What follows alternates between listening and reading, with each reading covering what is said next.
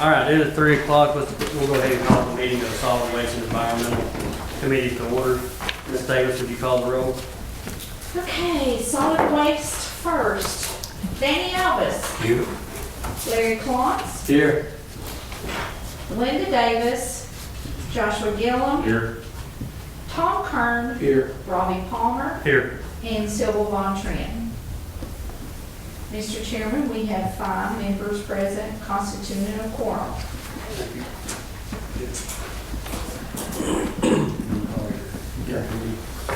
Okay, it's, looks like 2 minutes after 3.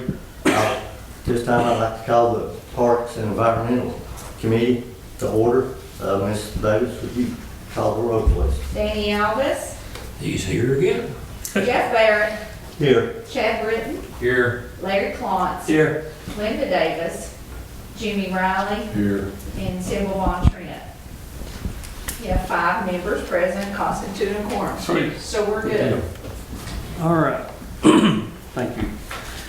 First on the agenda, we got Jackson Law, Mayor DeWitt.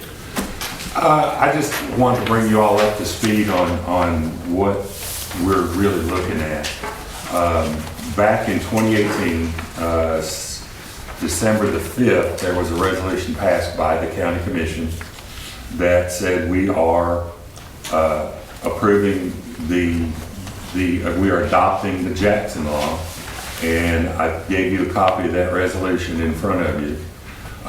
So we adopted that by 2/3 majority vote of the county legislative body.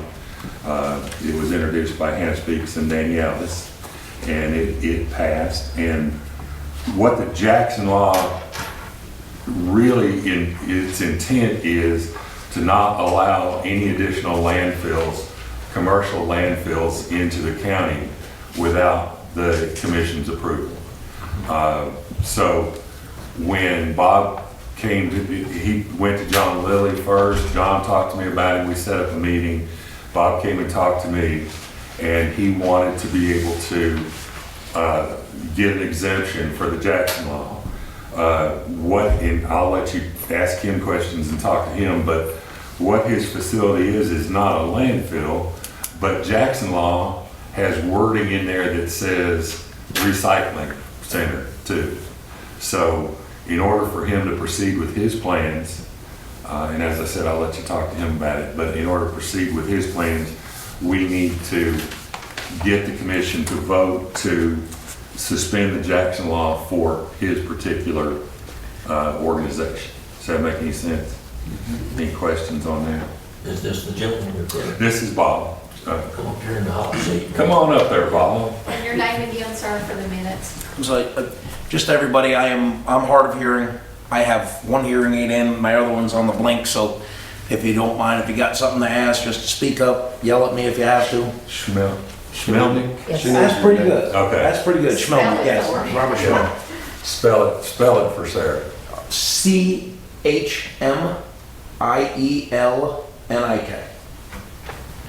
Okay. He ain't from around here. I mean, what gives it away? I just haven't figured out what gives it away. To be honest with you, I don't know where you want me to stand. Go ahead and sit down. Okay. You're Sir, fine. does he need a microphone? I'm gonna move that one over there. Just for recording purposes, but like you said, y'all speak up if you have questions for Bob. He can tell you about what he's trying to do. Okay. So basically what our facility is proposed, and this was a request by Tennessee TDEC. I was part of another company that's up there in Churchill, Westone Industries. I was part of that. Okay, I was the initial founder of that. And at the time when I was operating that business, I had, every time I'd call the state, talk to them about other permits, other processes, they kept asking about tires. What about tires? What about tires? What about tires? So I finally gave in. I was like, all right, what do you want me to do? I said, I got to look, traditionally tires are taken and they're shredded, and then they're run through a process that removes the metal and breaks them down to either crumb rubber, which is reused for sneakers, soles of shoes. It can be made into sports equipment, all types of conveyor belt, other tires, or you make rubber mulch. So when I suggested that I'll look into that, they said, no, please don't do that. because most of those businesses fail in the first 3 years. Because if you don't have a buyer within a reasonable area of where you're processing, the fees to haul it and distribute it are just eat you alive. They suggested single shred and landfill. So that's the business that we're looking at right now. That's what we're involved in. So last year we purchased a over $500,000 piece of mobile equipment that we can go out on site.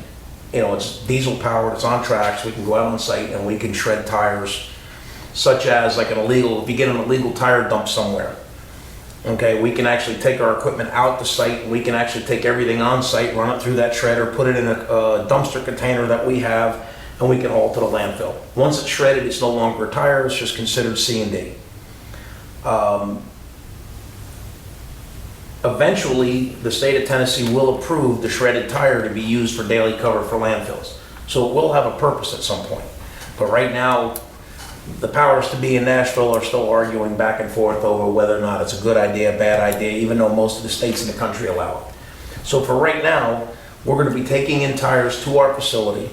Some of it will be collected via roll-off dumpsters, tractor trailer bodies, and then individual if they want to bring it in on trailers, if they want to bring it in on pickup trucks. We're putting in a set of truck scales, so we'll be able to weigh everything that comes in, everything that goes out. And we will process the tires on site, and then they will be loaded up and hauled to 1 or 2 different landfills and paid to dump and properly disposed of. So that is the basic the process that we are looking to do right now. That's what we're gearing up for. Any questions? I guess one of my questions is, so you wouldn't be selling them to another company to go ahead and recycle now? It'll just be straight to... Are you saying the shreds? Yes. The problem is most other companies, it's not like there's a plethora of companies out there that buy this. Like Liberty Tire is probably the nation's largest tire recycler. And I mean, I have contact with them, I talk with them. So they just put in a brand new set of equipment in their Atlanta, Georgia facility that cost them $35 million. So that they can take a tire from off your car, run it through this process, and make crumb rubber or mulch out of it. Okay, we'll never have the kind of funds or the size of the property or be able to even do that. But they're nationwide. They're the biggest. For the most part, eventually there's a chance that Eastman Chemical, with their new plastic recycling process, they do have in their permit the ability to take the tires and run it through their new recycling process to extract whatever minerals and petroleum products and whatever else they can get out of it. But as of right now, Eastman, you try to talk to Eastman and you can't even get a hold of somebody that'll have a clue. But the only reason why I know that permit exists is I was told by TDEC out in Nashville that is in their permit. So of course, if there's something local that we can do with these tires, I would absolutely rather sell my finished product to somebody opposed to having to pay to dispose of it. There's no advantage to you to take it to landfill, in other words. Like I said, That's okay. There's no advantage for you to take it to the landfill. No, the only advantage is it's a guaranteed quick disposal. Yeah. The whole idea of what we're trying to do is, you drive around. I mean, how many folks drive around the countryside and you see tires dumped all over the place? They're everywhere. And the reason being is a lot of tire shops won't take a random tire picked up off the ground, because they got dirt in them, they got mud in them. A lot of these companies, like Liberty, they won't take tires that got garbage in them. You can't have dirt and stuff in them. Our machine doesn't care. The machine we bought is not necessarily a tire shredder. It is a general shredder. It's a mobile shredder. So like one of the things that we will eventually incorporate into this is mattresses. Mattresses in a landfill is the same situation as tires. They don't want them because they float to the top just from vibration and freezing and thawing. They work their way back up to the surface. They run over a mattress with a piece of equipment. The wire inside gets inside their seals and bearings of their machines and eats their machines alive. Eventually, there is a movement right now in the country to start recycling mattresses to the point where when you go to buy a new mattress at your store, they're going to charge you a $25 or a $50 fee on top of it, so that when you buy a new mattress, they're gonna take your old mattress away and they have to recycle it. These are all things that are moving up in the future of recycling in this country. So those are all capabilities that we will be able to have. But right now, the quickest, easiest, not the cheapest, but the quickest and easiest method for us to get rid of the finished product is to landfill it. I mean, and again, this was a recommendation by the state. We're in this because the state kind of nudged us this way and said, hey, how about this? Who will your primary customers be? Who will you be targeting to private landowners and that type of thing? No, our target market is tire distributors, Okay. dealers. We identified several years ago, we've been digging into this for well over 2 years. Okay, we have an enormous amount of research into this. So from where our location was in Churchill, our new yard's right across the street. There was, 58 tire dealers within a 20-mile radius. Roughly, yes. 58 tire, now that includes gas stations, repair shops, car dealerships, Firestones, Goodyears. That includes all of them. So you think about it, 58 dealers in 20 miles, that's a lot of darn tires. Now the bonus and what the state was asking was, would we be willing to go out and clean up illegal tire dumps? Absolutely. My primary business is I'm in the excavation and demolition business. I'm not a big company, I'm a small company. But a job like that, yes, we can go in and clean up all the trash, whatever trash is there. And no matter what's there, we'll go through our shredder. I mean, it'll handle concrete, it'll handle rocks, it'll handle tin, it'll handle refrigerators and, any of that stuff. The only thing, it'll shred up the 1/4-inch steel. And it separates the metal from the rest of the trash. Okay, so we can go in, whatever sites that you have that need to be cleaned up. I mean, of course, somebody's gonna have to pay us for it, whether it's the county, whether it's the state, local government. But we have the ability to go in and do the full cleanup on it. Grub everything out. We can go in there and clear whatever trees and brush and grade seed straw. That's all part of what we want to do. That's, and me personally, I think that's a benefit to the community. Something that most people don't want that work. Now, right now, we have a contract with the city of Kingsport. We shred all their tires. We have a big horizontal wood grinder. Our grinder's sitting at their landfill right now. We grind all their wood that comes in, whatever trees and brush and stumps and stuff, and we handle all that. And I made a proposal to them to take over doing their tires. And they sat back and said, you know what, with it's hand labor to take tires and pick them up and roll them into a trailer body and stack them. They're dealing with, injured backs, wrists, knees, bug bites, spider bites, snake bites. And, so now they've eliminated all that. There's not one employee in that landfill has to touch a tire. The people that come in to dump tires, they come in, they back up to one of our dumpsters, the customers are the ones that throw them in the dumpster. They're weighing them in, they bring them in, they dump them in the dumpsters, and they weigh out. So the municipality is not handling these tires whatsoever anymore. Now it's solely, the customer handles it. And again, if they're just dumped on the ground, we handle it. I mean, if it's a case where we bring our machine to a facility like we do the city of Kingsport, we roll in, we bring an excavator, we have the shredder, we have a roll-off truck, everything gets shredded into the roll-off truck, it goes across their scale, they weigh it, and that's how we get paid. Part of this business is trying to keep it simple, streamlined, where you're not having to put anybody at risk. Yes, sir. I have a question, and I want to flip just to make sure I know where you're located on Bradley Creek. Yes, sir. If I turn up Bradley Creek, there's a facility on the left. The facility on the left was the facility I originally built, Okay, and designed now and you're the built. facility. We're on the right-hand side, yes, sir. Yep. Would a private citizen, let's say, that's got 6 or 7 tires? Yes. That it on a private property can do? Absolutely. We're open to both public and private. So if anybody, like I said, of course, we have to charge for it, because you look at the expense of the equipment, building the yard, and we have to pay for disposal. So we will charge for it, but anybody come in with 1 tire, 2 tires, 5 tires, 50 tires. You know, if it's individual tires, we're gonna charge per tire.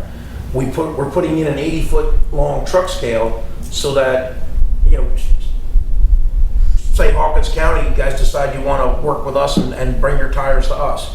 You weigh in, you dump tires, you weigh out, just like you would go into a landfill. Again, simple, you're not taking a trailer body and going somewhere and manual labor, people having to count these tires and carrying them all out, it's time consuming. We're trying to streamline this as fast and as simple as we can. Director Lilly, do you have any concerns about this? No, I don't have concerns about it.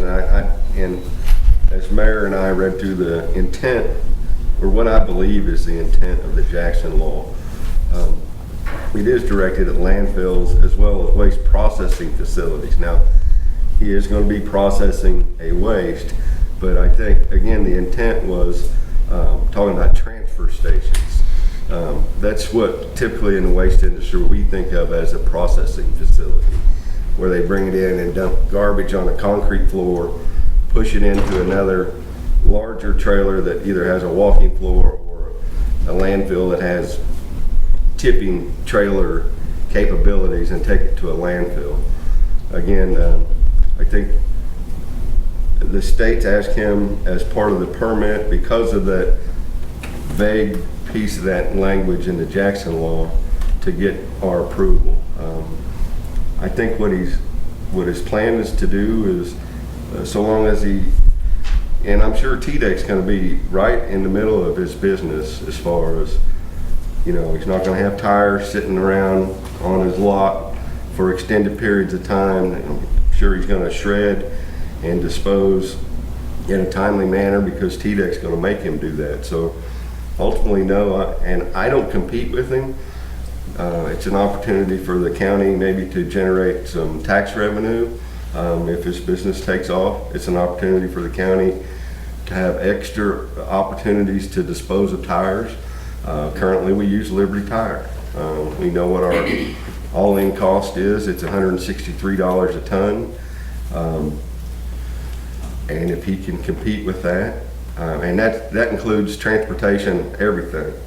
So if he can compete with that, and that's something we can explore as he gets up and running, it'd be nice to have, you know, options. So Okay, so you're good with it? yes, like I said, and that's assuming, like I said, TDEC's, and they've already proven this, they stay involved in things like this, so I'm sure they'll make sure that his company's doing, you know, the proper things with the tires. Keeping that in mind with TDEC, at the end of our road is Republic Landfill. So the inspectors are up there Once a month. at least once a month. They're up there inspecting. They're going to be driving right past our gate, so you don't suppose they're not going to be stopping in us, checking us out, and making sure we're keeping up to the letter of the law. And of course, you know, first of all, we don't want to be a blight on our community. We want things to look attractive, clean, neat.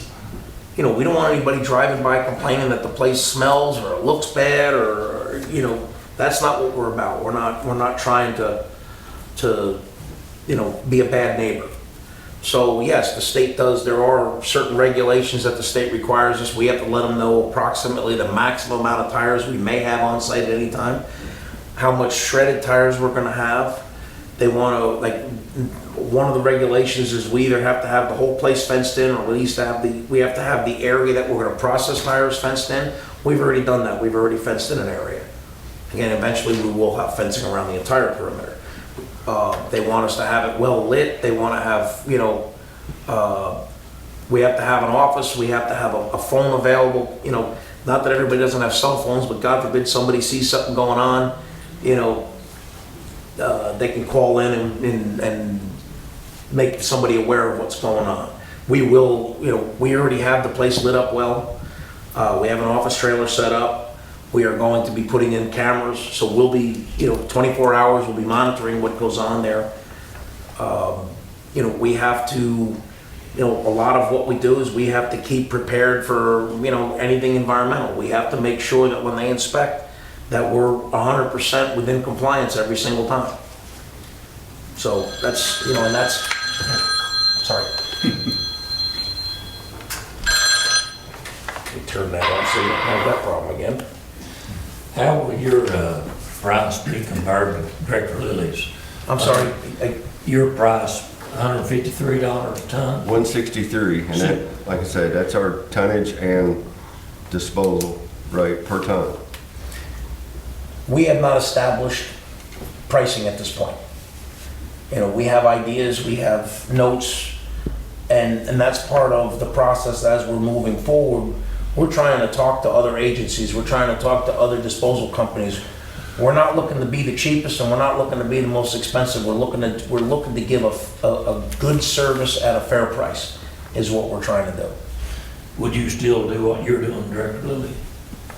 With Liberty Tire, I think. I think currently that our deal with Liberty Tire is one of the better deals among the surrounding counties. We discussed it with Patriot Tire in Bristol, and I don't even know if they're still a viable company at this point, but they came in knowing our pricing and still quoted us higher pricing, which obviously didn't make a whole lot of sense to me, but no reason for us to change what we're doing. When do you, if this were to pass this committee and the commission, when would you expect to be able to fully provide the service? We're trying to be open. I guess I'm being optimistic about being July 1st, but I'm hoping at least by the end of the month we'll be operational. You know, we're still, you know, there's other things we're going to be doing on our property other than tires, so I mean, we're still moving forward with the plans to get our scales in and get, you know, there's other materials we're going to be selling and stockpiling, and, you know, we're still going to be grinding wood. We screen topsoil. So there's other things that are not, you know, none of it's considered solid waste, none of it falls under the solid waste division, but we're still building our yard, we're still moving forward. You know, perhaps if the county says, no, you can't do it, then we have to come up with a completely another game plan on what, where, and how. But, you know, I guess that's something yet to be seen. But we're trying to get this open here in the next couple months. We've already, between equipment and land, we've already got probably close to $2 million invested. That's on I just want to make a comment on the timing thing. That's why this resolution is in this month's packet. Talked to Robbie about it and said, we need to get a meeting of this committee together. It was real close to the submission deadline. So he and I agreed we put it in. If you all don't want to move it forward, then we can easily pull it. But I didn't want to put it in out of order unless we had to. So that's why we're working on this today, to kind of let Bob and his group, you know, start taking it, making their investment back on what they've already put in. When we first started this, you know, we purchased our shredder last February. And the land, when did we purchase the land? Wasn't that like May, June? Somewhere around that time frame. At the time, we weren't even aware of a Jackson law. It wasn't until we actually submitted the paperwork to the state, and then the state had it for a couple of weeks and came back and said, oh, we just realized that the county has adopted a Jackson law. So that took, you know, all our paperwork and everything that we had worked hard on and kind of stalled it.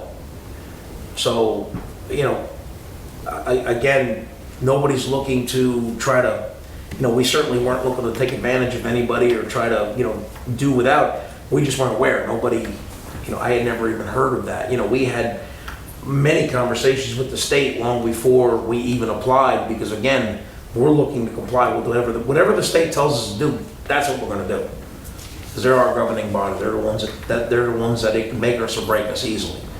So of course we want to have a good relationship with them, considering they're the ones that kind of asked us to do this. I shouldn't say they asked us, they suggested that we do this.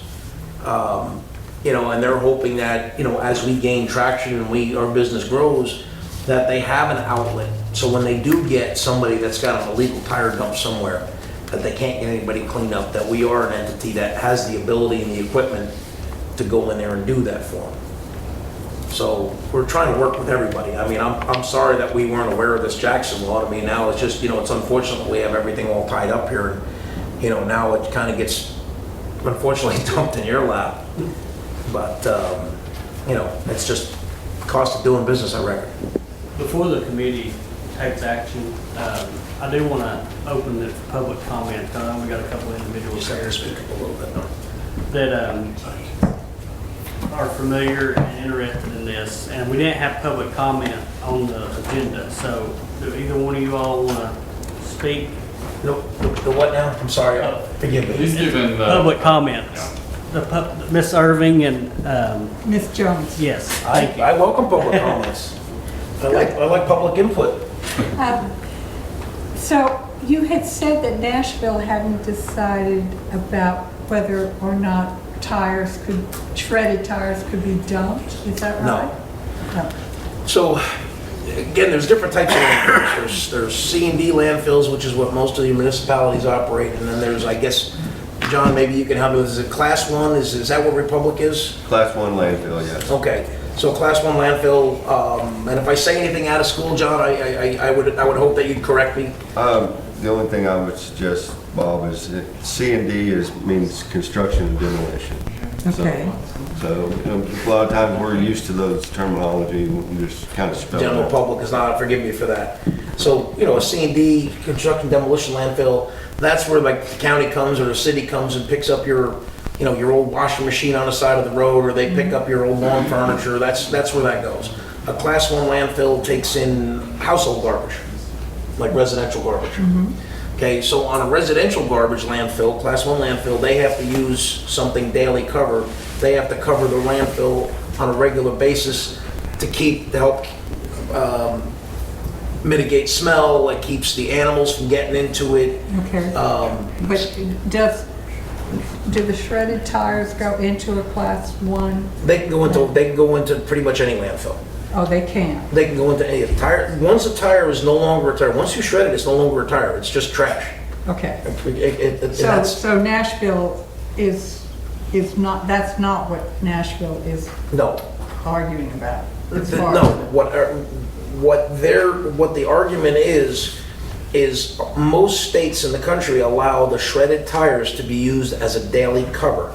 Instead of purchasing clay, a lot of landfills here use red clay. Some landfills use shale. Okay, sometimes they have to buy that material. They have to cover that landfill up on a regular basis. Okay, a C&D landfill, was it every 14 days, I believe it's every 14 days they have to cover. Okay, so right now, the shreds that come out of our machine aren't good they're good, you could put them around, like they could use them around their pipes and stuff on the landfill, their water collection, leachate water collection systems.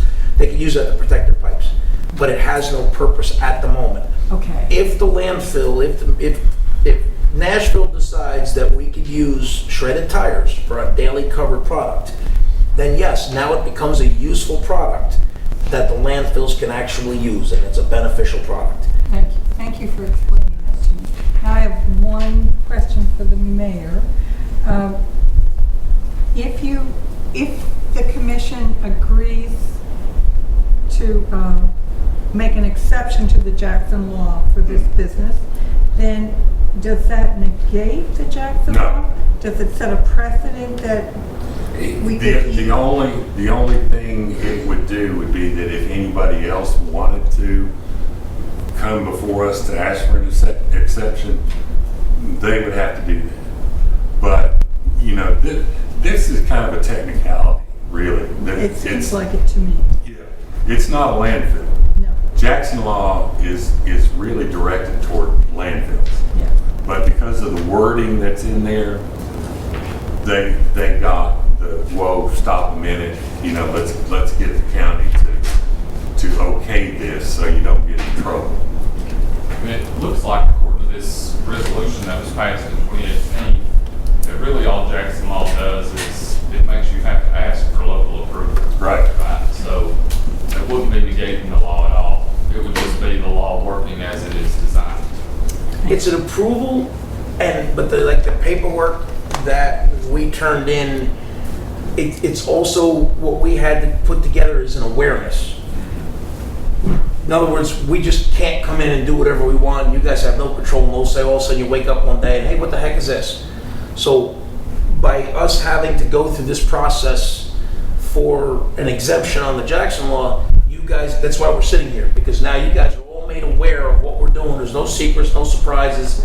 Now at least you understand, and nobody could say that it was snuck in under the table or somebody just gave you a verbal okay. It's just makes the county aware of what's happening and what is coming. It's basically, that's the other part of it. It's approval and awareness. I've got 3 questions. Sure.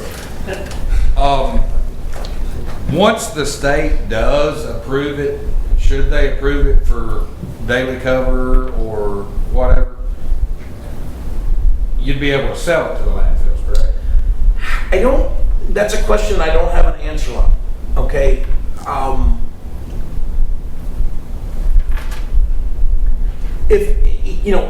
would say probably at best, instead of having to pay to dump it, perhaps they'll let us dump it for free, because at least now, let's just say the county's buying clay. If you had a landfill and you had to buy clay for, $10, $11 a ton delivered, now all of a sudden you're getting a product for free. That's saving taxpayers money. So that would be my worst case scenario, is if we just get to dump it for free. If we can get something out of it, that's great too. Okay. Second question, you said you'd probably be using 2 different landfills. Which 2 landfills would that Be be? Republic Services or Kingsport. Okay. And the last question, do you know what the difference would be between like the volume of a whole tire versus the volume of a shredded tire? How All right, much volume reduction that would be? It's about a 2/3 reduction. So in other words, if I take 3 dumpsters, 3 30-yard dumpsters full of tires, they average 3 to 4 tons to a dumpster. Okay, just so you understand, so everybody understands, generally 100 car passenger tires, now that'll include up to like a pickup truck, an SUV. Those tires, up to a 19.5 low profile tire, 100 of those tires is averaging 1 ton. So in a 30-yard dumpster, you're going to get about 3 to 350 tires to a 30-yard dumpster. Our machine will take 3 of those dumpsters and we shred them and we can put it back in 1 dumpster. I was just curious of what the volume reduction would be. That's good. The beauty of the machine that we have, they make different sizes. We bought the smaller of the 2 because it was better for tires. We actually have the ability, we can go into a landfill. We can go into a transfer station. Landfills are the best. We can go into a landfill and we can actually dig up your old landfill, run it through our machine, shred it, spread it out, compact it, and we can reclaim up to 70% of your landfill space. So like if you had, like on your transfer station, we can go in and actually shred, okay, instead of you guys, we can reduce the number of boxes, because again, you're probably never getting your full tonnage. Do you have a compactor in yours? We don't have a transfer. Oh, you don't have a transfer station, okay. That's right, you just got the We just have convenience centers. We don't run a landfill. We don't have a transfer station. like some of the smaller landfills around here, they run a small transfer station. They're just using a packer on the end of a loader and they're just mashing it in. Think about this, all your plastics and everything that's not being recycled.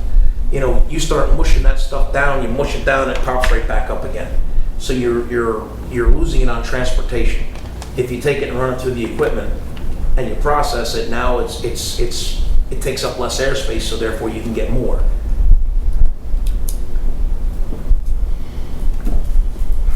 Okay, I got a couple questions. Sure.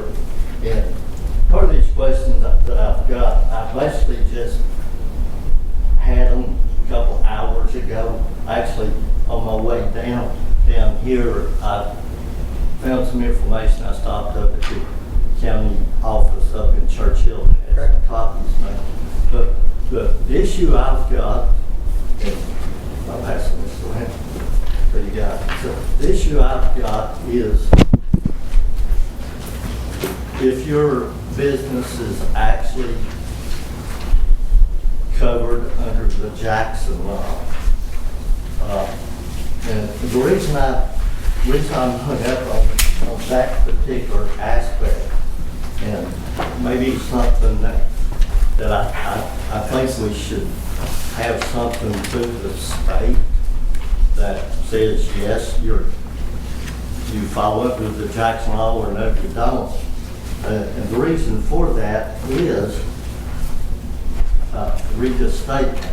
It says, if such proposed construction is in an incorporated area or within 1 mile of an incorporated area, the governing body of the municipality must also approve before construction can be initiated. That's TCA Code 68-211-701. Says public notice and public hearings are required before the vote of the legislative body. That's TCA Code 68-211-703. This law states criteria that must be considered by the legislative body in determining whether or not to approve the construction. So basically I say all that to say this. If you're under the Jackson law, then it seems to me that you have to go before the municipalities, your business being located within 1 mile of Churchill. So to me, you would have to go to the municipality and approach them and have public hearings, do public notice, things like that. I'm not 100% sure if we're within the mile of the actual city limits. I know we're in the county and we're also we're not in the urban development zone. I know we don't fall in any of those.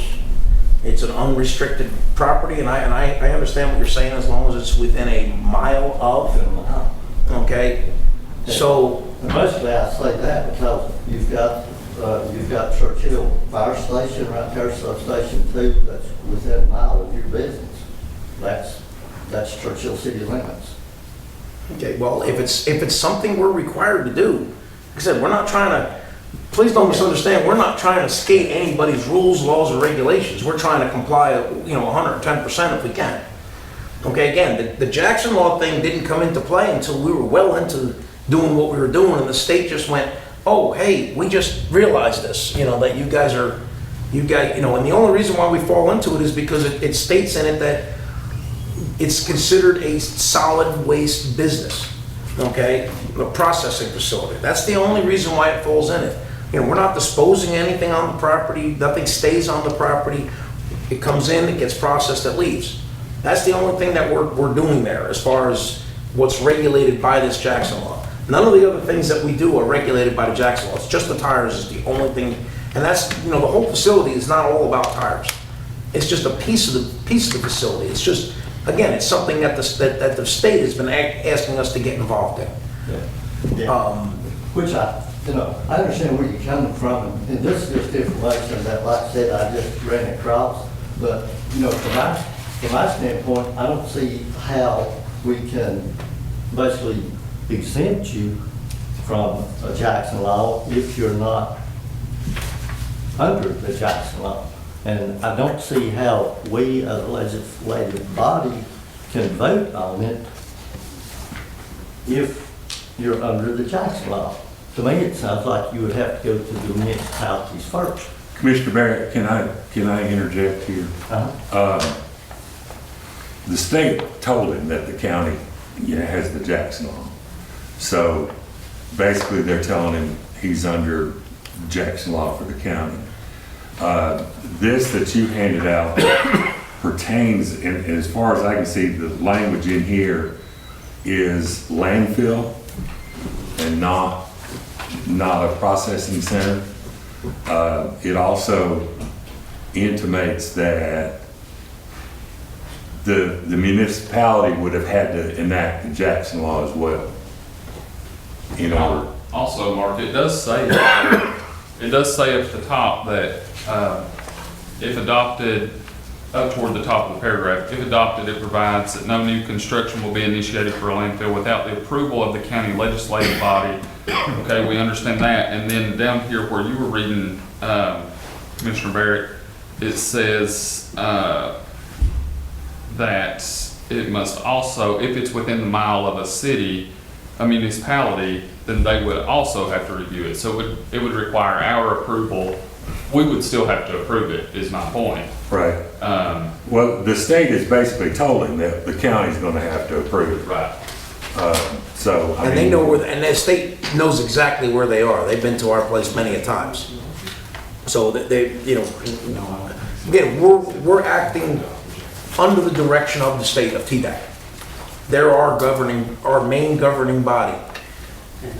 So, you know, it's, some of this stuff is a little Greek to us because it's not something that was proposed to us in the beginning. You know, when we ask, and again, no matter what we do, yes and no. we're asking, we're not looking to bend rules, we're not looking to break rules or skate rules. We are looking to work, I told you, we want to be a good business and a good neighbor to everyone. So we're going through every channel, every proper channel and facility that we have to make this work. So again, this was a surprise, this Jackson rule was a surprise. Okay, hey, that's what we have to do, is we have to do. But the state was the one that told us you need to, they actually prepared the documents for us and sent us what we needed and told us what we had to do. So if there was something in that rule that we had to go to Churchill to get approvals, whether it was an oversight or they felt that it wasn't necessary to go through Churchill. Now, again, if we have to go through Churchill, if we have to go through their municipal government and get approval, so be it. It is what it is. We have to do what we have to do. I mean, I'm not gonna sit and deny it or argue about it. I mean, if that's what we have to do, we're willing to do what it takes. We're not trying to, you know, we're not trying to fight anybody for any reason. I mean, we're trying to be compliant 100%. So I'm hoping you're not thinking that we're trying to dodge something or skate around something here. I mean, you know, that's why we're having a conversation here.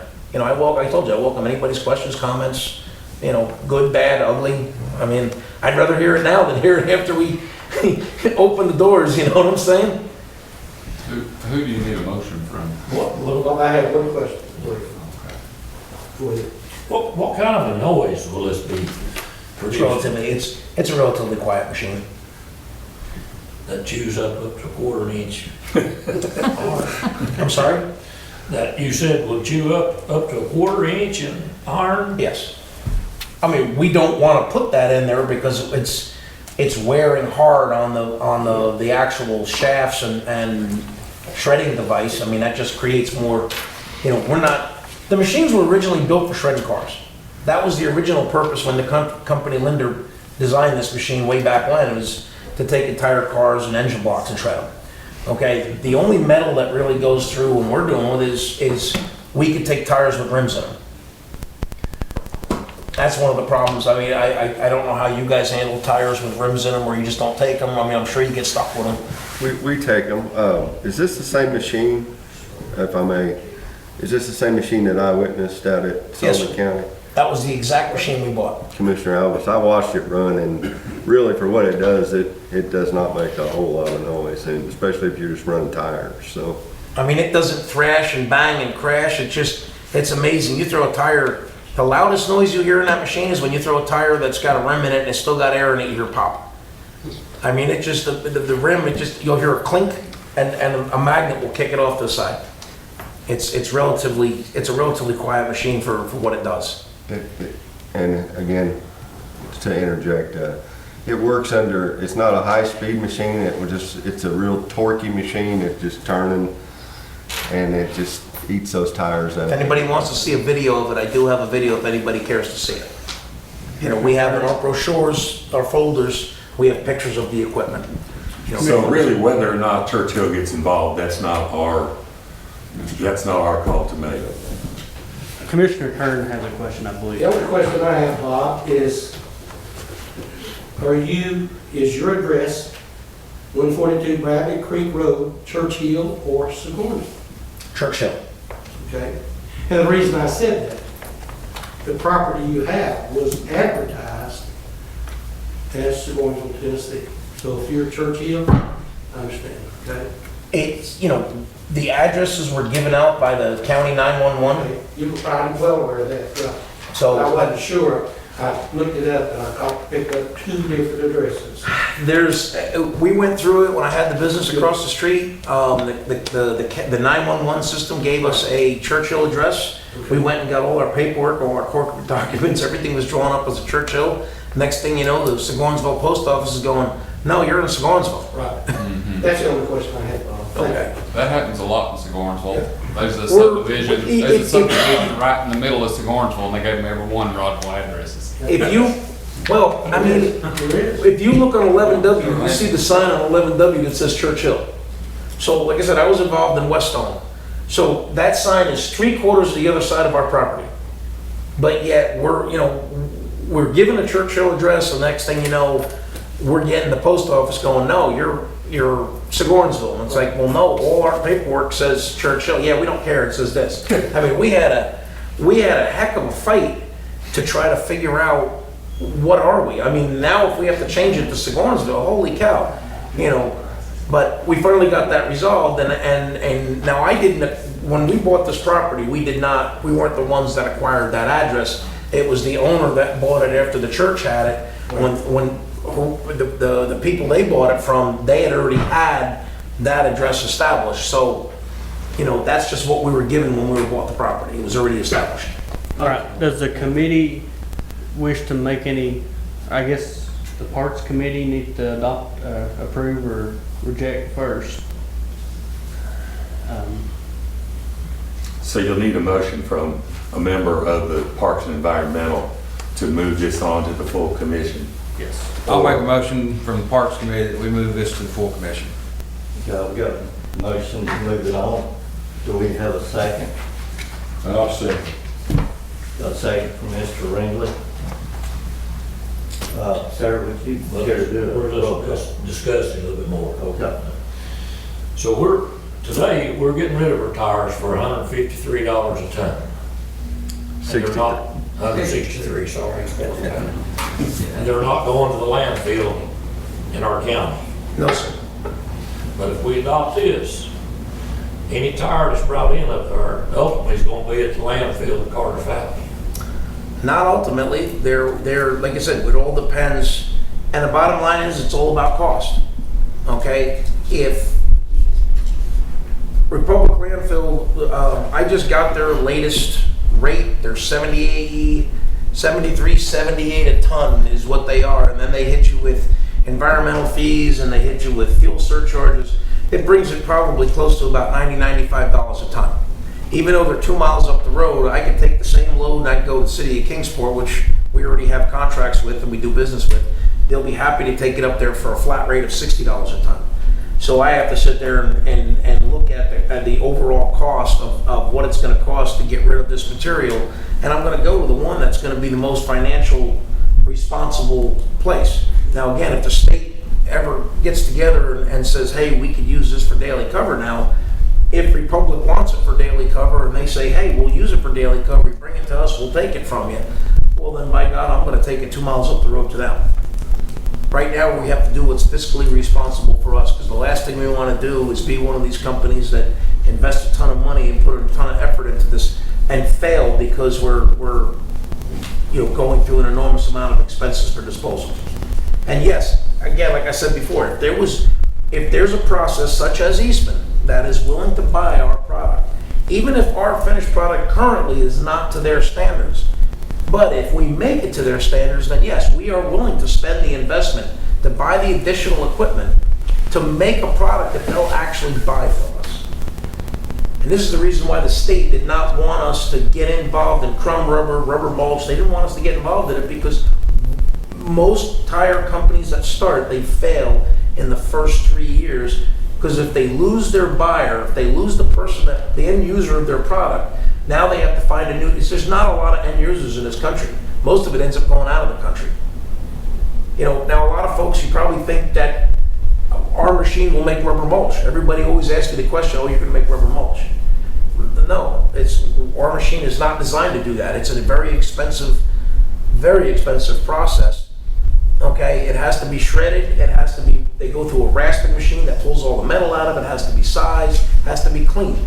It's not physically or financially something that we can do right now or we're interested in. So ultimately, no, it's not necessarily gonna all go up to Republic Services, even though they're 2 miles up the road.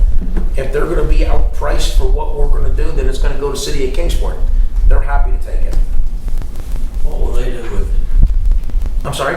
What will they do with it then? Landfill it? They'll put it in, because again, once you shred it, it's no longer a tire, it's trash. The reason why they don't want tires in a landfill is because they take up a lot of airspace, and tires, because of their shape and the way they hold air, through again, vibration, seasonal heating and cooling, they actually will work their way back up to the surface and pop out of the ground.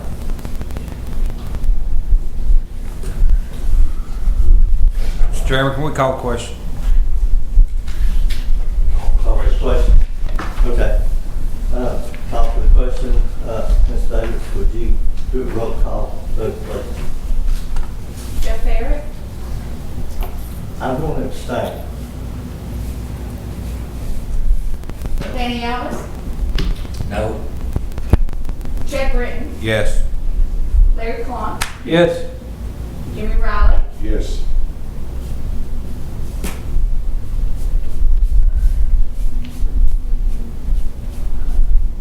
motion fails. We got 3 yes, 1 no, 1 abstain.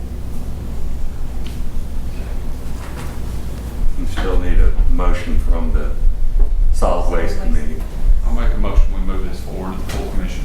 Motion's been made by Commissioner Gillen to move this before out of the Solid Waste Committee, second by Commissioner Kern. Ms. Davis, will you call roll call vote?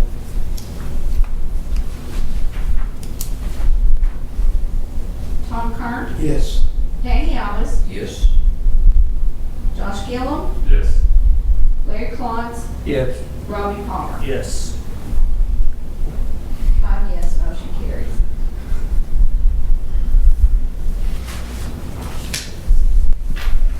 Mark, I guess, does this move it on to the full committee? Yes. May I ask, I had spoken to Commissioner Barrett about asking the Parks Committee about something. Okay. Sure. Okay. Just wanted to put this bug in everybody's ear. I spoke to a member of St. Clair Methodist Church there, just in front of St. Clair Park. And they're interested in having a conversation about potentially us deeding the park to them with the understanding it would be maintained as a park, but they would maintain it and whatnot. Okay, so it would, and then I guess we would, I don't know about the legal stuff, if we could deed it to where if they didn't want to do that, it'd revert back to us or something. They're interested in having that conversation. I told them the Parks Committee would have to be the ones to approve that. But they can send some folks up here to discuss it. But I just wanted to see if there was any initial feedback before we went through with all that. So let me just say this, the park is actually owned by the Board of Education. We looked into that at one time. So the Board of Education owns the land.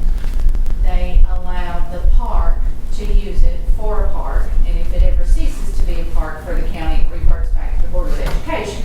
But now you could ask the Board of Education to do the same for the church if the park committee said that would be fine with us. What do you think that would be? Absolutely. Allowable? I think it'd be a good deal if it could be maintained for something for the community, and the church knows that community well. They could keep it maintained. They have people there all the time. To be honest, the church probably uses the park more than anybody else in the community anyway. Yeah. It's not my district. It's Commissioner Palmer's district, but I know several people that go down there and, save us a little money and keep something good for the community also. It would have to be something that's on the agenda for a Parks meeting. Yeah. Okay. And it would always be open to full public. That would be my suggestion, that we ask. Church. That's correct. That would be my suggestion. Yes.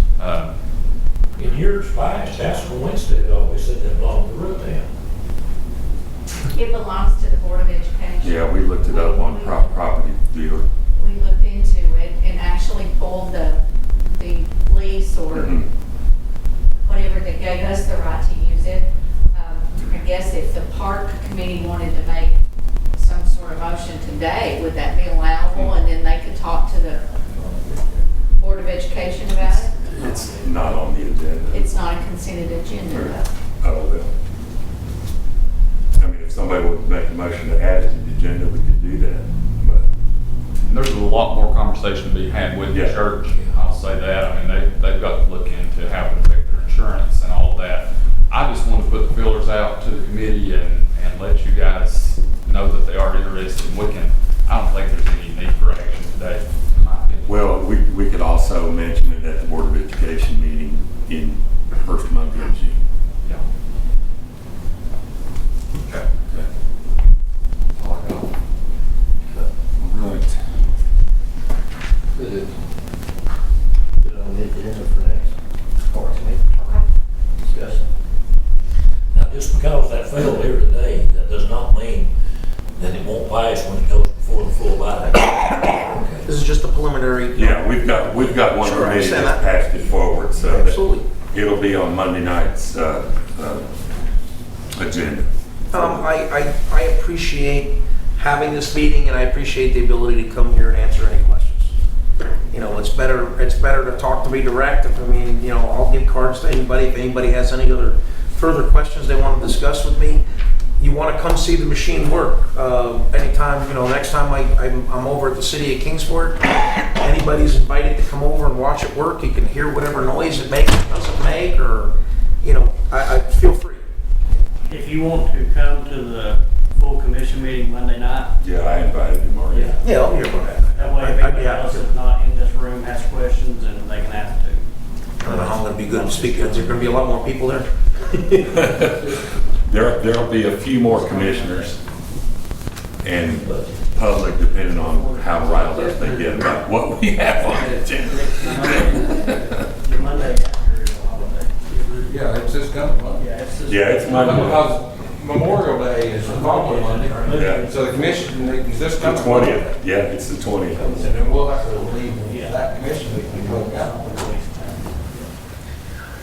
Well, I wish you the best. I appreciate that. You can actually get a motion to adjourn the Park and Environmental Committee because we're going to do solid waste, but everybody can stay. And don't you leave, because the first thing on the agenda for the solid waste, I want you to talk about it too. Just stay right where you are. Sure. Anything before the parks Oh, meeting? they've got some brochures and so forth about what they do and so forth. If you want one, they'll be I got happy. 5, so who's get gonna you fight one. for Give them? it to the commissioners first. Motion to adjourn the Parks and Environmental Committee. Got a load of stones at Got a the. motion. Okay. By Mr. Britton, got a second. Reach back out to them, there's a column in the driveway where it's gotta All go. in favor, say aye. Excuse me. Opposed, likewise. Back and going through. Environmental Committee stands adjourned at 3:58. Basically, Robbie, we just continue the solid waste committee meeting. We don't have to call anything back to order. Okay. Thank you. All right, we'll continue on with the solid waste committee. The first thing on the solid waste agenda is lease agreement at Highway 113 Convenience Center. I've got some things to pass out. Should we have one of these for everything? Thank you. Oh, gosh. I'm bigger than I thought I was. I didn't fit. I think I fit this morning. Just slap it down like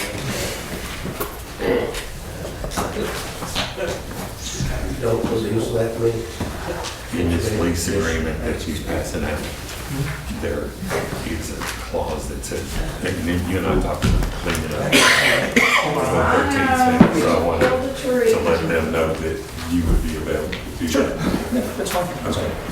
You can sit back Jeffrey, here. you stay. I don't know if I got it enough for everybody. Are you on both? you ladies have any other questions, feel free to. Yeah. I may have Hard time. Anything I You have a hard time. committee first. If you're on this committee, raise your hand. Which got committee? it cards. Everything that is in that book is on the website, I think. My cell number's Not on there. pretty Any cool. questions, feel free. Thank you. It's a work in progress. You're being evicted, Commissioner Alice. You're off the committee. You're out of here. So darn did roll call, so we got paid.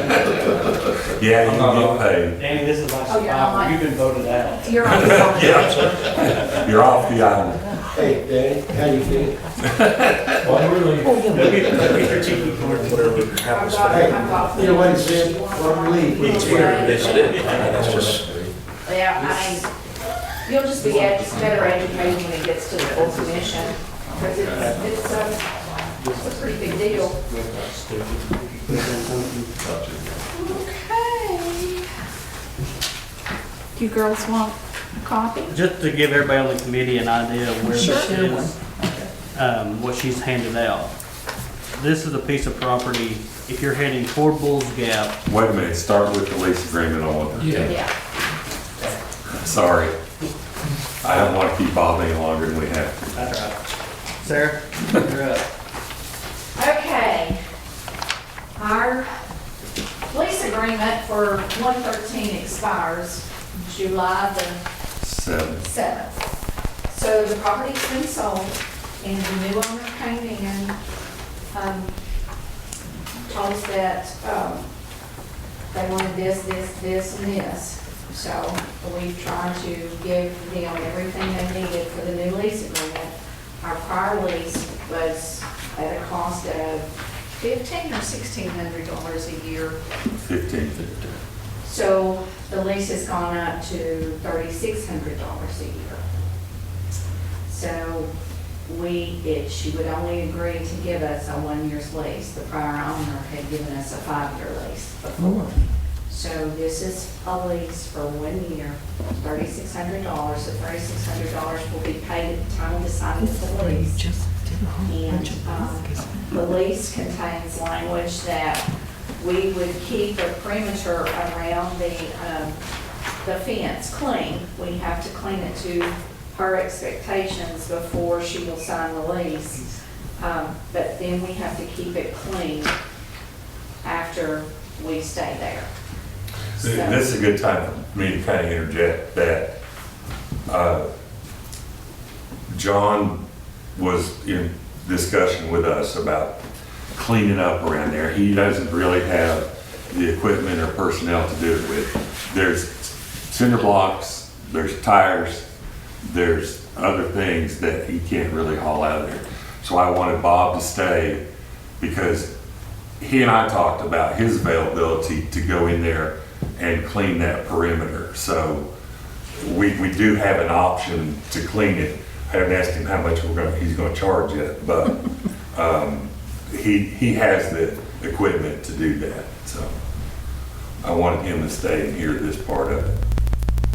A lot of the debris that's located outside the fence, we have pictures of. And there's cinder blocks, there's tires. I feel like this was a dumping area prior to the convenience center being there, because it would be hard to throw a cinder block over that fence out there. Well, the way that land lays, so if you're driving out on 113, this land naturally slopes off. So this area had to be built up somehow. And a lot of this debris, yes, there are tires that was not used in the backfilling process. But a lot of the cinder blocks and the brick was used to make a firm foundation. So this had been there. I remember when I was younger, it was there then because I would see it past the fence. So this is not a recent dumping of this debris. It was there before the purchase of this land by Miss Clark. So that's what, yeah. But we are gonna have to clean it up Yes. before the lease can be signed. She intends to put some livestock on there.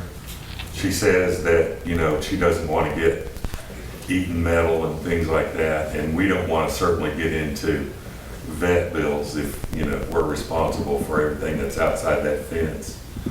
But, and the other thing we don't know is what's her satisfaction. I mean, is a candy wrapper laying there gonna be, you know, queer the deal, but I don't know. So, You ever seen a cow eat a tire?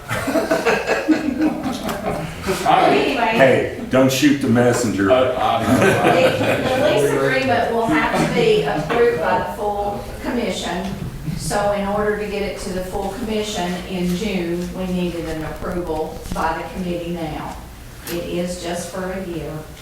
Yeah, we're gonna have to go ahead and get the lease extended with her, no matter what we do in item number 2. I'm going to pull Jason here. Do I have a motion to put this on the floor to go ahead and sign this agreement? I'll make the motion. Motion made by Commissioner Gillen. Do I have a second? I'll second that. Second by Commissioner Klontz. Any further discussion on this issue? It sounds to me like we have much choice. Not really. And I think it'd be wise if we can, you know, at least sign the agreement and it'll give us more time for other options. Gives us a year to do it. Exactly. Okay. One thing that concerns me Then you can tell us what it's gonna cost. is the cleanup. And that's what we're talking about, $600 at least a year. Yeah, 50 feet, correct. Would be feasible, Correct. to look at that and maybe give Plus us an one. idea of what we're Right. talking about. I mean, if there's a I mean, we tire, could go if there's a 10 tire at 51 feet, we need to pick it up. We had proposed getting the inmate work crew out there, but they've been shorthanded and they've not been available, so we have not started yet. But we have to have it cleaned to her approval before July the 7th, before the new lease is signed. Well, is that feasible for us to do that now? Pardon me? Would that be feasible for us? Yes, yes. We'll have it done by July We've got forward with- John's gonna take Bob out there and let him look at it, That's no problem. and then he'll give us whatever it's gonna cost us to do it. But, he's got the equipment, we don't. I understand all that. Yeah, it's among various things that Bob and I talked about when he talked to me first. Personally, I would feel better for Bob to look at it. Yeah. Well, Ms. Davis, let me ask Just you to let everybody this. know, this is a lot of kind of work that I do for the city of Kingsport. Good. I do a lot of different contracting work for them. We go and we mow all their vacant lots and clean up hoarder houses and hoarder lots and vagrant properties and so on and so forth. So it's certainly not out of the realm of taken care of.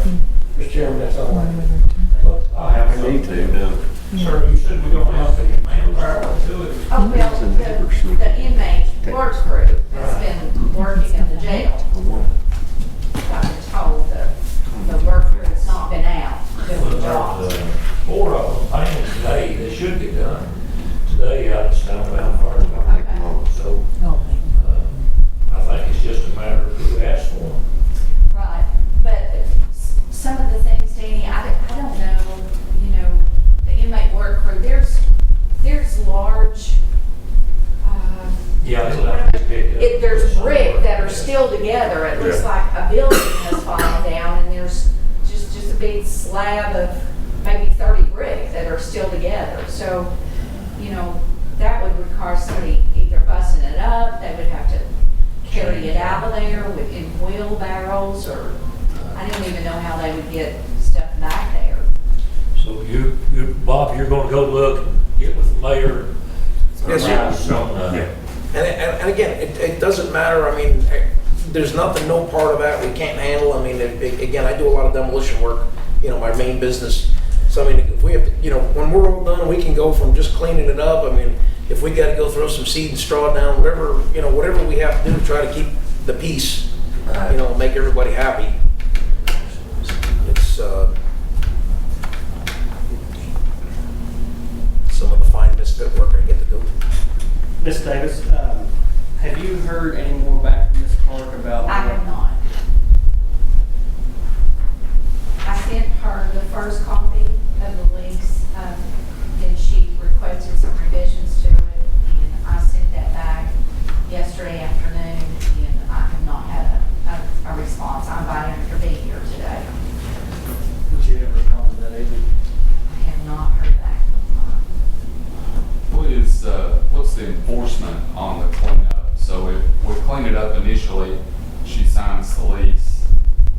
6 months down the road, she comes to us complaining that it's not cleaned up, and we say, well, it is cleaned. If there's a dispute, I mean, is there a penalty clause or anything in here? 6 months down the road, we may be at a different location, and that's number 2. Right. On this So list. there's no, I mean, we would only be responsible for what's in this lease.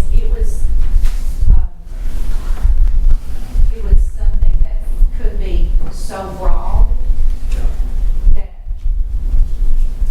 to someone's satisfaction, that would be different for you than it would for me, But the so. problem is, It's she's two of not them. responding, she's not responding back to you.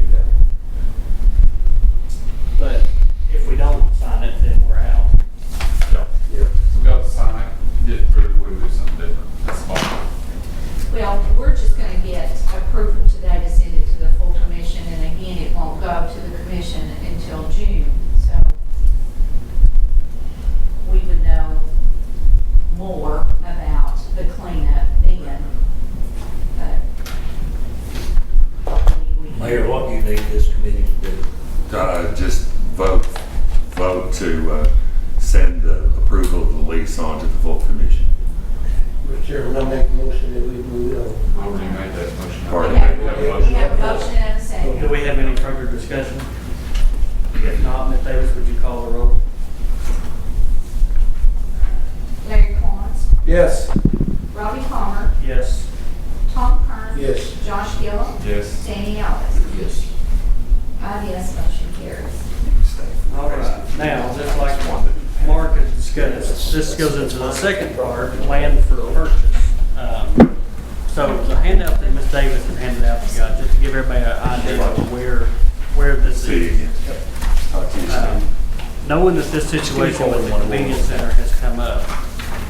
just Thank you, everybody. Thank you. But Pleasure, knowing ladies. that this Have a great situation day. is coming up at the convenience center, on the way home from work one night, I seen a for sale sign by owner.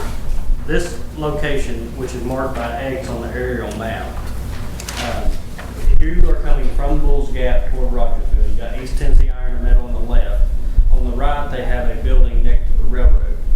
This You can see that. this parcel of land is right past the East Tennessee Iron and Metal property. Ms. Davis has reached out to the landowner, and do you want to discuss the prices I'll let from Mark? The entire property right there is a little over 4 acres. He wants $100,000 for it. Yeah, it sounds like a lot of money, but just in time, sir. The solid waste fund has the money to purchase that and to move the convenience center over there.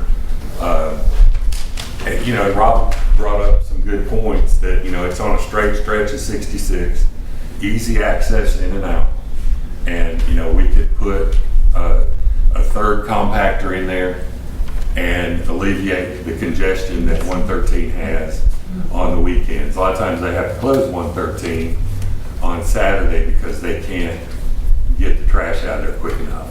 So to avoid increase, we don't know what she's going to charge us next year for a lease. Could be anything.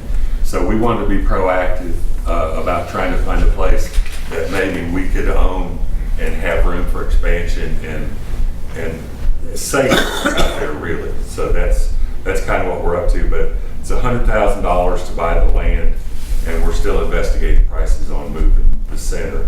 But Eric's got information on how much money we have.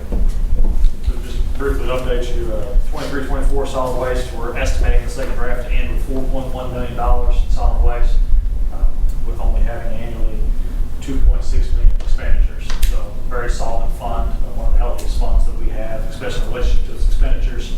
Next year, just projecting a deficit of $111,000, so $4 million estimated fund balance for 24-25.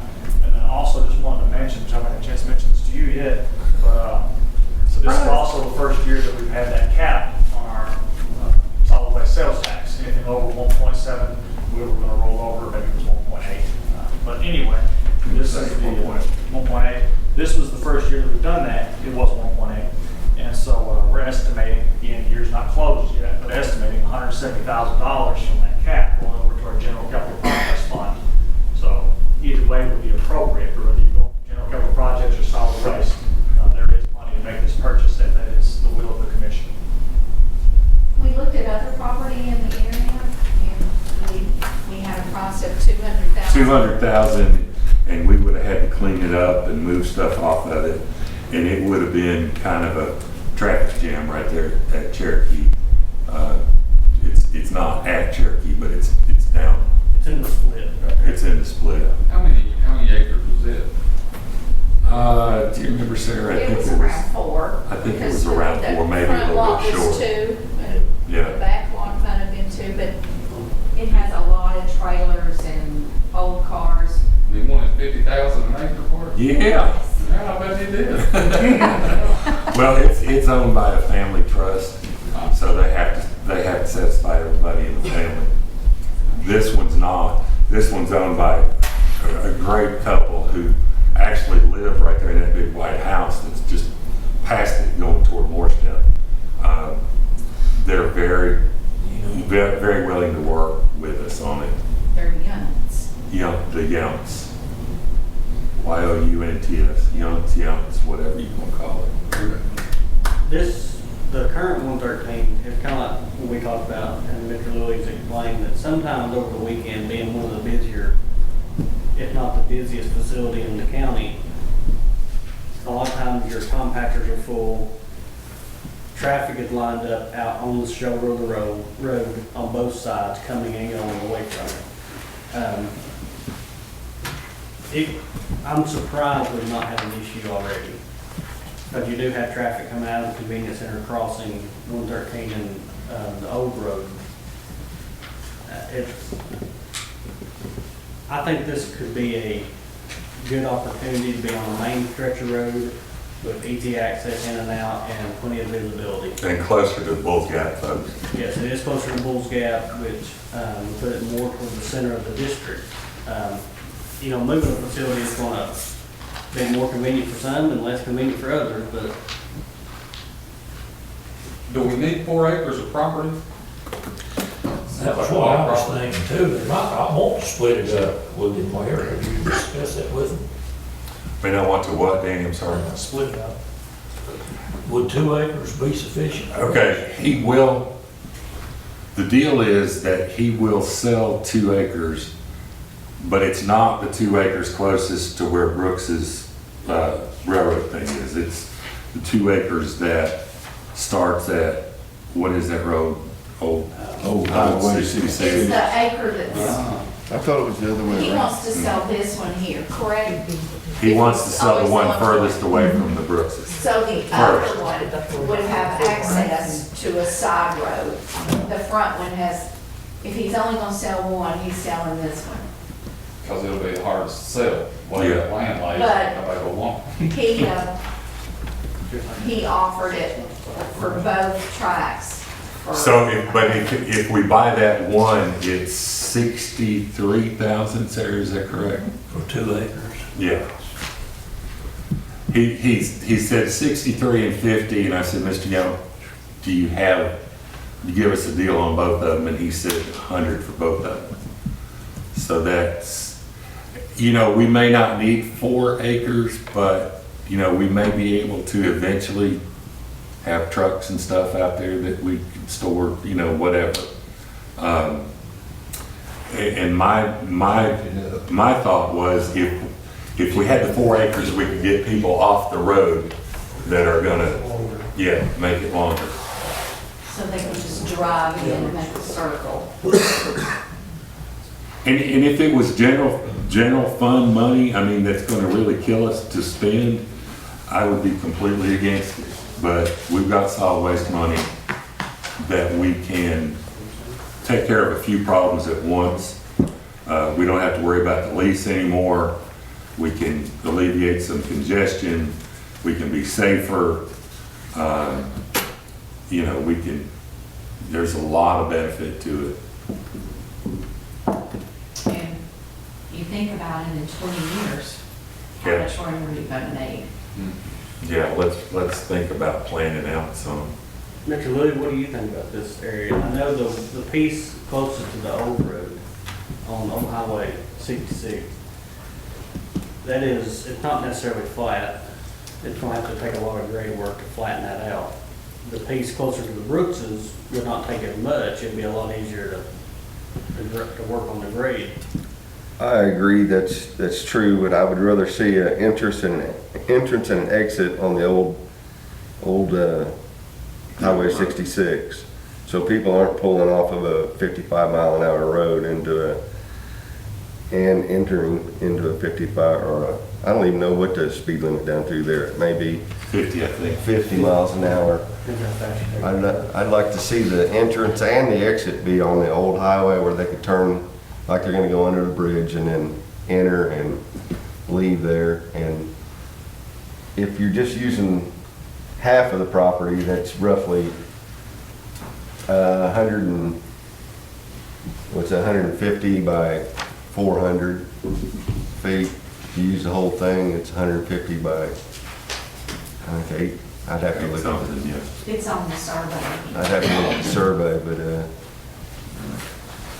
I don't know that we would need the entire property to start with, but Well, if you can't buy the one closest to the Brookses, that other plot by itself, I don't think makes a ton of sense. People won't say you just that one. And just thinking about where this area is at, it ain't like we got a plethora of affordable property just laying out there. It's on a main road where everybody will have easy access to. It's already next to East Tennessee Iron and Metal, which we can hear from our house, and we're 2 or 3 hills over. So the people in that area, they're already used to some noise and the traffic.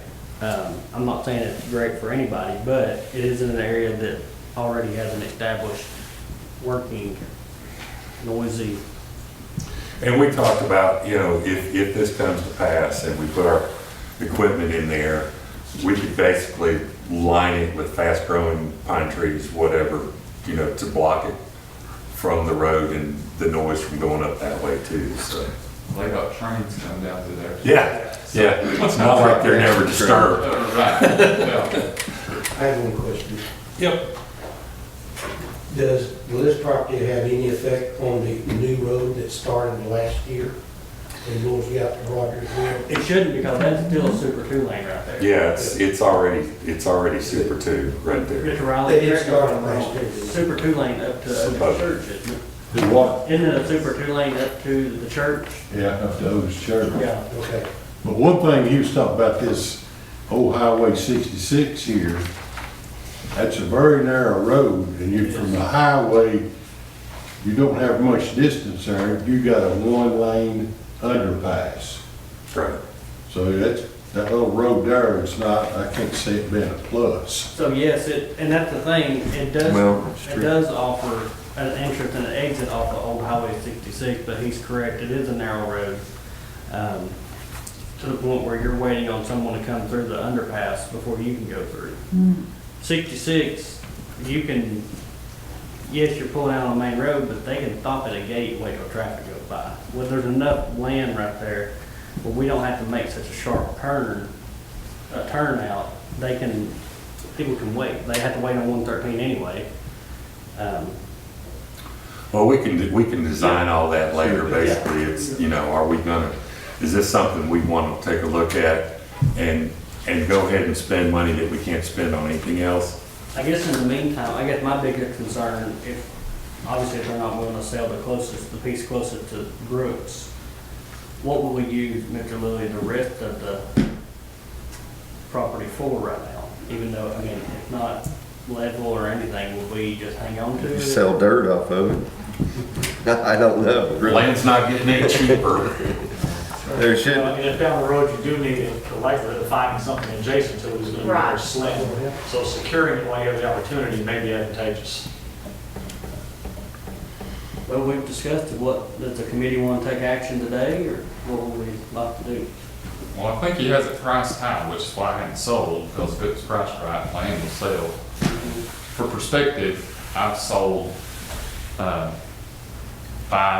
I have under contract right now, 5.9 acres, that for, 90,000 right now. Is it on the main road though? It's not, but I sold some just off of Buren. Yeah. I mean, if you're talking about $23,000 an acre that has a railroad in the backyard, that's probably gonna be advantageous for commercial development or industrial development. Somebody in that, nobody's gonna wanna build a house right there, probably. Actually, he had somebody that gave him like a $200 retainer to hold one of them and then never showed back up. Really? Yeah, they were gonna build a house on it. And I mean, that it does matter. What I was gonna say, and we don't wanna completely overpay, but it's not like,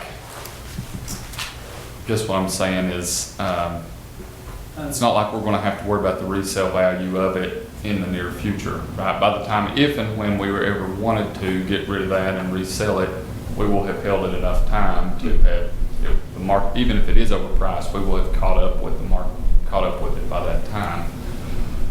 And it is seems to be a good location for what we're wanting to do. I agree. I mean, it's a tad overpriced, but it's not like they're killing us on it. It's, you know, it's not the $200,000 that the other party was. You're exactly right. That's a fair point. How, let's just say that we were to buy this. What's our time frame on getting everything set up? Well, I think it's gonna depend on our grade work. I mean, we're gonna have to get it graded and fenced. Concrete pads poured. We'll need at least 5 concrete pads. If we're gonna concrete the entire thing, that all has to be looked at as well.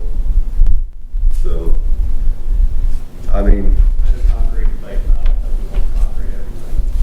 no, I don't think we want to concrete everything, but we'll need at least 5 concrete pads, probably 6, to set compactors on and open tops on, and they're gonna run about, I got a quote today for about $5,000 a piece. So we're looking at $30,000 in concrete. I had 2 people working on the fence numbers for me. I've not heard from either one. But even if we just fence one lot, we're looking at 1,100 feet of chain link fence, 6 foot with 6 plus 1, you know, the 3 strands of barbed wire on top. Two gates that are made up of actually 4 gates, 24 foot wide to get in and out. So. And there is water down in the corner where 66 and old 66 meet. There's water in that corner. So, I mean, we could even investigate putting a bathroom facility in their shed. I mean, right now we're renting porta potties for $150 a month. Right. I checked into that. 100 feet of fill line would run about $3,000 to have a septic put in. Thank you.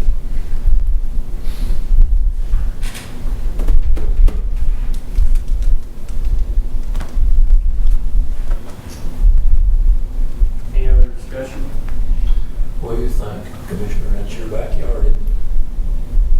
Not really. But you're getting close to the garden spot of Hawkins County. You gotta take that into account. Okay. Well, I don't like to be held hostage over the one over on 113. Tell us we're gonna clean up the outside to her specs, his whatever. Who knows how many times we'd have to clean it up. Yeah. Outside the fence, not inside. Outside the fence. Yeah, that's good. And that's outside the fence, it's not even our property. That's your motion? That's my motion. Not in your, I'm sorry. I make a motion to go with it. Motion been made by Commissioner Hearn to purchase the 2 lots for $100,000. You're actually referring that to the full commission. That's correct. Refer, yeah. Yeah. Made a motion to refer purchase of 2 lots for $100,000 full commission. That's true. All right, motion made by Commissioner Kern, do I have a second? Second. Second by Commissioner Gill. Ms. Davis, will you do a roll call? Robin, does it need to be stated 2 lots or just 1 lot? Because it'll get asked at full value. That's right. 4.34 acres. Well, Let's go to the track. Yeah. Yeah, Good point. yeah, 2 Save a tracks. lot of discussion, yes. Sarah, I guess just. So the motion was Mr. Kern, I'm sorry, I was writing this. The second was Commissioner Gill. Gillum. The 4.3 acres. And just for my knowledge, does this have to go before the budget committee, or does the solid waste committee approve the finances? It has finances tied to it. I mean, it probably wouldn't be a bad idea for both to touch it. Budget committee is going to meet before the full county commission meeting this month. Tom, do you want to include in your motion using funds out of solid waste? Yes, that was the agreement. Right. That's what we discussed. Using solid waste funds? Oh, that's fine. Okay. Yeah, it won't be at this meeting anyway, it'll be June, July. Well, we've got a year to work on it. Yeah. Done. So it'll go, so we could add it to the May's budget committee agenda and then have a resolution in June. Yeah. That's all I got. Ms. Davis, will you call roll call? Robbie Palmer, Yes. Tom Kern, Yes. Larry Collins, Yes. Danny Elvis, Yes. Joshua Gill. Yes. 5 yes, motion carries. I will give Mr. Yount a call today. Okay. Is there any other business to come before the solid waste? Mr. Lilly, do you have anything? No, sir.